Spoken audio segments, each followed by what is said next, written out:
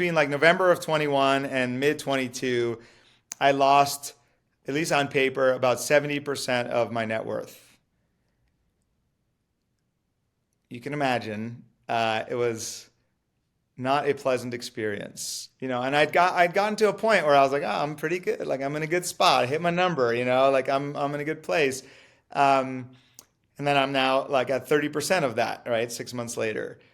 And just to be clear, I was way below the line, like in the grip of fear and self-criticism, like, oh my God, what the hell is the matter with you? Why didn't you sell your crypto? Why didn't you diversify more? Right? Like you idiot. And my friend actually told me, he was like, I think we're at the top. I'm selling everything and going all cash, like in November. Like, oh my God, why didn't you listen? You're such an idiot. What's the matter with you? And like, what does this mean for your life now? Are you going to be able to retire? Are you going to have to do things you don't want to do? Start taking on clients you don't want? Like I was really in it. And I remember we were away for the weekend up at this lake, or actually going this afternoon, same lake, with friends. And you're just those, like I couldn't really engage with them. I was so in my fear and so self-critical. And funny enough, I had coaches ask me, because money's been a thing for me that I've been working on for a while. Like I want to let go of my attachment to money for years, because I noticed how much I was obsessing over it and attached to it. They said, "Well, are you willing to see how losing millions of dollars could be just as good as earning millions of dollars?" And I'd be like, "No way, right? Like, are you kidding me? Like, how? I know I'm supposed to say yes, but come on, that's stupid, right?" So here I am, like actually having experience. I'm in it, and I was reading either The Untethered Soul, which I love by Michael Singer, or I think maybe his follow up, Living Untethered. And he uses the term samskara, which is like similar to like these negative patterns. And his point was kind of like, don't let a samskara coming up go to waste, because if you push it back down, it might stay down there for a while. So I was like conscious of that. I went on a bike ride. I remember I was on this bridge and I like all but vomited. Like I was basically dry heaving, like with fear. But I was like, I'm just gonna let it come. Like, ugh, like I was so like in it, and I just let it come and let it The come, and the then cause of this was the money. the money. Oh Just yeah, yeah. because there was just another crash that had happened. Like I was like, I'd sort of mourned this first one, and there was like even more. I was like, oh God, like another punch in the stomach.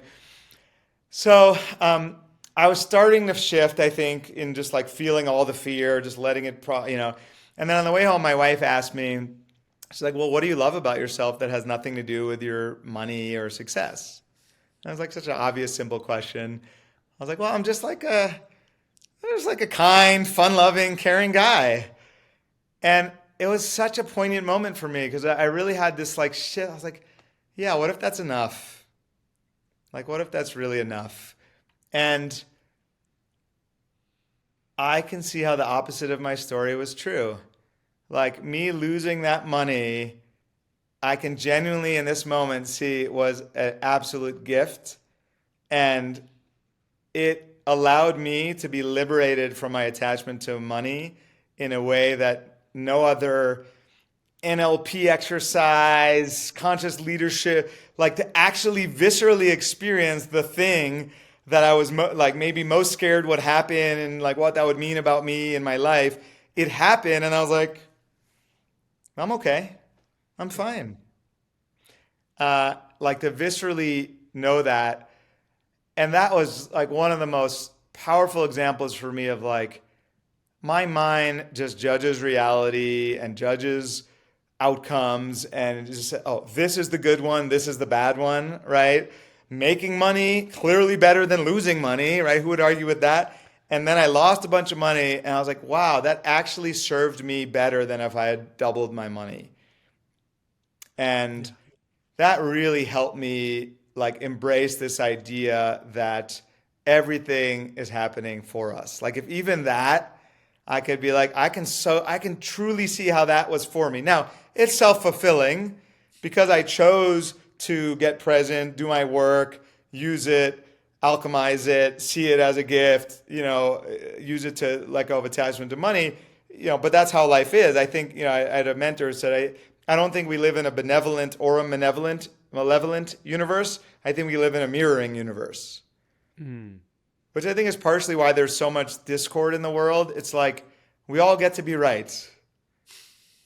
Right? If you Yeah. believe that the world is harsh and scary and bad, you have that experience. If you believe the world is beautiful and kind, right? And there's some research around like your brain, your reticular activating system. Like you just see what you believe, you don't believe what you see. And so I think we really can largely create our experience and certainly collectively.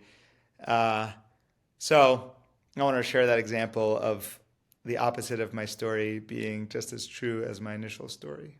So powerful.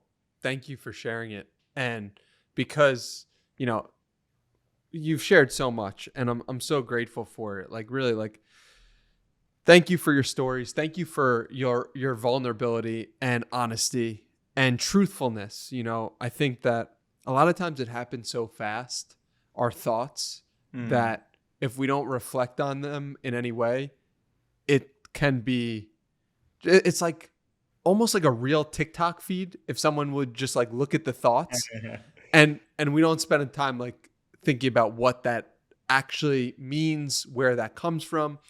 And because of that, there's such an appreciation I have when talking to someone like yourself who has looked at the feed of their own mind for so long. And it's a rare experience, even though I've do hundreds of these podcast episodes. So thank you for that. Thank you for being you. And there's so much here I want to ask you. So hopefully you'll come back for a part two, hopefully in person. Okay. May I Um, share a few more things that are coming to mind, or do you need to wrap? please, absolutely, absolutely. I'm Um, I'm rapping because I- I want to be yeah, cognizant of your yeah, of time. my time. Thank you for that acknowledgement. I appreciate it. I also noticed my ego really likes it. Um, so a few things. One, there's an exercise that I have done with a group where you literally speak every thought, and That's cool. I just recommend it. It's super, like, it's hysterical. It's kind of hysterical if you actually, it helps you to like see your patterns more clearly. So I just wanted to serve that up. Another one you alluded to, this one Diana Chapman took me through when, as a client, she was coaching me.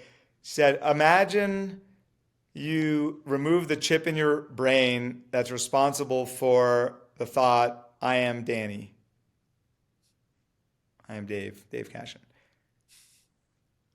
And just notice what's there.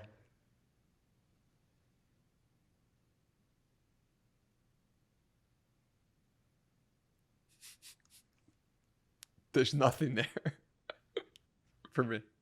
Uh-huh. And what does that nothingness feel like? Peace. Yeah. So that's that. I just like the cut to the chase of that exercise. I wanted to share that.